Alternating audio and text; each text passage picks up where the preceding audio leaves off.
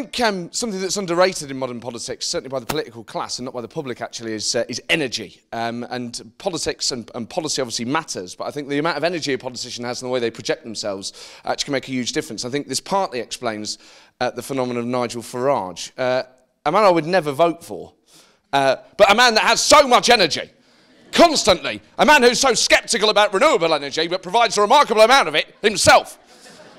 Constantly sort of bouncing around Farage, and I would never vote for him, but I respect what he's doing because he's being himself, and he's being he's having the grace to be someone that you would want to listen to, and that can't be said for a lot of politicians, although I interviewed him at this show that I do, and we talked about the greenhouse effect, and this is word for word what he said. He said, well look, people talk about the greenhouse effect, but have you seen a greenhouse? I mean, stuff actually grows in there. So mate, have you ever tried living in a greenhouse? He went, fair point. I said, well, just undone your environmental policy with a quip, mate. This is bad politics. But the problem is he's got that voice that makes you sit up and listen. And the thing is with Farage, he's like Oasis. It sounds great, but the lyrics are awful. But he's good fun, you know. And UKIP themselves are. I mean, I have to say, I don't know if anyone agrees with me with this. I find Nigel Farage almost sexually attractive. But my fear is, were I to go to bed with Nigel Farage, he would still talk in that quite booming way, and I think it'd freak me out. I'm going to undress you. Then I'm going to penetrate you because, quite frankly, it's nothing less than you and the British people deserve. Maybe a little too much. But they've got some characters, UKIP. If nothing else, you could say they've got characters. Douglas Carswell, who recently won the Clacton by-election, one of my favourite MPs. When he was Conservative MP for Clacton, there was a robbery in his constituency, and he witnessed it. Someone was raiding WH Smith's, and he chased down the high street and apprehended the thief. And a whole crowd of people saw this, so he's a legend in his constituency, Carswell. The problem is they also heard what he said to the guy when he got him up against the wall. And apparently the MP Douglas Carswell, when he apprehended this thief, got him up against the wall and he went, you probably don't want to hear this, mate, but I'm your local MP. It's the least threatening thing you could say to anyone, isn't it? The problem is with MPs, once they get a reputation for stuff, they'll just keep doing it. That's just going to escalate now. You turn on the news in 5 years' time and just hear the Conservative MP or the UKIP MP for Clacton, Douglas Carswell, was stabbed to death today on the streets of London, intercepting a multi-million-pound cocaine deal. His final words were, you probably don't want to hear this, but I'm not even your local MP. Nutter. The Tories, actually, to be fair, have a lot of characters as well. I think most people's favourite Tory is Boris Johnson. Is that a fair assumption? If we were to, I know it's difficult for some people to pick a favourite Tory, but Boris would be. What's fascinating about Boris is, again, he's got a lot of energy, and if you look at his mayoral campaign against Ken Livingstone, I mean, Livingstone looked half dead. The first time I was sort of still dead on that and questions, you know, what I have done for London is, you know. Whereas Boris, constantly, talking, always energy, no, come on, all this sort of noise and energy that he produces. What's fascinating about Boris is he polls really high. People say that, Boris, he tells it like it is. He's a straight talker, which is just incredible. I mean, he never answers a question straight.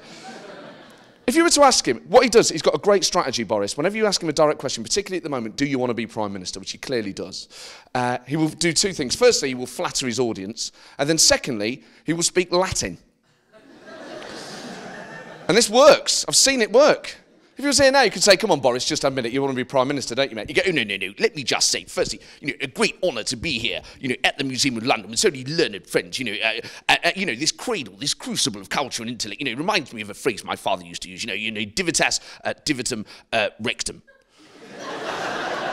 He tells it like it is, doesn't he? Yeah, if you speak Latin, he tells it like it is. William Hague as well, another character with a great energy and a great sort of character. Sadly, no longer going to be an MP after the next election. We've got about 9 months left of William Hague, which I think is tragic because he's one of my favourite MPs because he changed his reputation. And not many politicians, once they're in a leading role, can do that. When he was leader of the Tory party, 97 to 01, he was seen as a weirdo. And now he's seen as one of our greatest assets. And this is my theory. When William Hague was leader of the Tory party, 97 to 2001, he talked at the top end of his vocal range, and a lack of authority in his voice seemed to underline a lack of authority in his character. Right? He lost. He went away. He shaved all his hair off, came back as Foreign Secretary, and now leader of the House, and now talks at the bottom end of his vocal range, Mr. Speaker. I would like to update the country on the developing situation in Iran. I think, wow, baby-grown balls. Where's this guy come from? And of course, it must give hope to Ed Miliband, because a leader of the opposition, without any authority, with a weird voice, 10 years later, is actually quite popular. So Ed Miliband is probably counting the days until 2024, when he can really make an impact. But if Miliband's going to do it the same way, you know, Ed, has a totally different way. Oh, come on, we're better than this, please.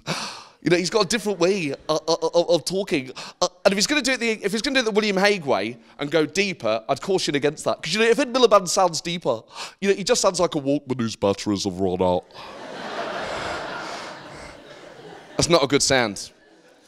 He's actually got a fair bit of energy about him, Miliband. One thing I do like, he's actually quite camp. I don't know if anyone else has noticed this. He'll do stuff like, oh, come on, conference. I quite like that. I wish he was more camp, Ed Miliband. Before the next election, he should just turn the campometer up to 11 and really go for it. So anyway, the other day, right, me, Ed and Yvette, like, totally went door knocking. Yeah. Yeah. And I answered the door, and the guy was wearing a towel. I was like, hello. Yeah. I said, what's up with you? He said, I've been on holiday. I said, tell me everything.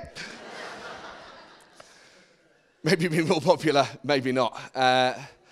Who knows? Tony Blair actually was one of the few politicians that I thought was talking sense about UKIP earlier this year, which is a controversial thing to say because apparently he's got a bit of baggage and people don't like him. But this is what he said about how Ed Miliband should respond to UKIP.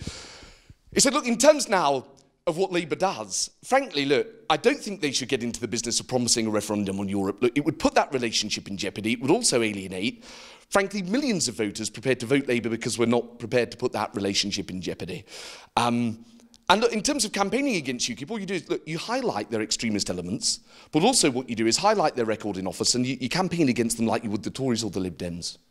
Really difficult to disagree with that, but because it was Blair, people said, oh my God, have you what that warlord's been coming out with now? Doesn't he make you sick? The problem is with Blair, he's not always wrong, right? And not everyone can accept this. Sometimes he says stuff that's quite sensible. Because it's Blair, he'll never get listened to. He could say, you know, I think if you're going to have a barbecue, you're better off waiting for the sun to come out. People go, oh yeah, is that what you and your American paymasters think, is it? Of course, a lot of comedians are getting involved in politics now. Russell Brand, technically, is getting involved in politics. It's just tragic, because I'm a big fan of Russell Brand. I loved his comedy. I always thought he was more enlightened than the media gave him credit for. But I have to say, this foray into politics where he said voting doesn't matter, it doesn't change anything, I found really heartbreaking, because I think it's the most ignorant nonsense I've heard in years. And the problem is with Russell Brand is that he's got two personas, hasn't he? One is the erudite wordsmith.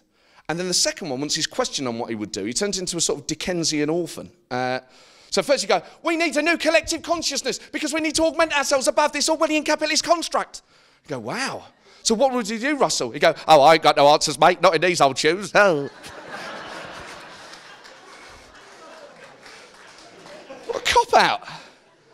Some of the greatest speeches in history would have been ruined with an attitude like that. I have a dream. But you don't want to hear about it from a little old guy like me now, please. Well, ladies and gentlemen, it's been a pleasure to address you. I hope you enjoyed the rest of your day. It's been an honour to come and perform for you this afternoon. I've been Matt Forde. Thank you very much. Ta-ra.